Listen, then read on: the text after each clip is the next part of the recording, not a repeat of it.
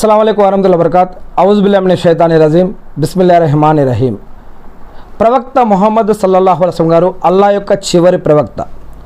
ఈ యొక్క ప్రవక్త ముహమ్మద్ సల్లల్లాహు అలైహి వసల్లం గారు ఒక విషయం చెప్పారు అని అబ్దుల్లా బిన్ మసూద్ రదియల్లాహు గారు తెలియజేస్తూ ఉన్నారు. ఈ యొక్క ప్రవక్త దగ్గరికి ఒక వ్యక్తి వచ్చి, ఓ అల్లా యొక్క ప్రవక్త ముహమ్మద్ సల్లల్లాహు అలైహి వసల్లం గారు, అన్నిటికంటే పెద్ద పాపం, గొప్ప పాపం ఏది అని ప్రవక్త ముహమ్మద్ సల్లల్లాహు అలైహి వసల్లం గారిని అడిగారు.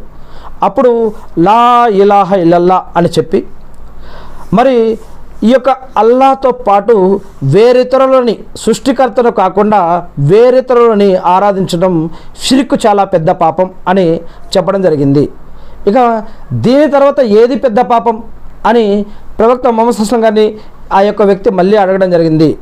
నీవు నీతో పాటు నీ యొక్క సంతానం తింటుందేమోనని వారిని చంపడం, ఇది కూడా మహాపాపం అని చెప్పడం జరిగింది.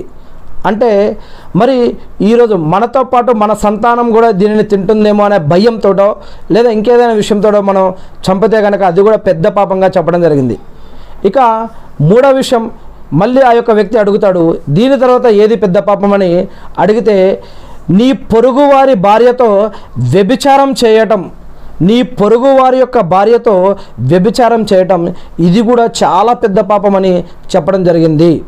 అంటే ఈ యొక్క విషయాలు ప్రవక్త ముహమ్మద్ సల్లల్లాహు అలైహి వసల్లం గారు చెప్పడమే కాకుండా ఖురాన్లో సూరా అల్ ఫుర్ఖాన్లోని 25వ అధ్యాయంలో 68వ వాక్యంలో కూడా ఈ యొక్క విషయాలు చెప్పడం జరిగింది.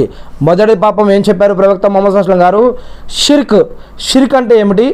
సృష్టికర్తతో పాటుగా ఆయన సృష్టించిన వేరే వాటిని, ఆ సృష్టిలో ఉన్న వాటిని కూడా ఆరాధించటాన్ని, ఆయనతో పాటు వేరే వాటిని ఆరాధించడాన్ని షిర్క్ అని అంటారు. ఈ షిర్క్ మహాపాపం, పెద్ద పాపం అని చెప్పడం జరిగింది ఖురాన్లో సూరా అల్ ఫుర్ఖాన్లో 25వ అధ్యాయం 68వ వాక్యంలో. రెండవ పాపం ఏమని చెప్పడం జరిగింది? దీంట్లో సంతానంని హత్య చేయటం. అంటే ఉదాహరణకి ఖురాన్లో అల్లాహ్ సుబ్హానహు వ తఆలా చెప్తున్నారు ఏమని, మేము పోషించలేమేమో అనే భయంతో మీరు సంతానాన్ని హత్య చేయవద్దు అని చెప్పడం జరిగింది.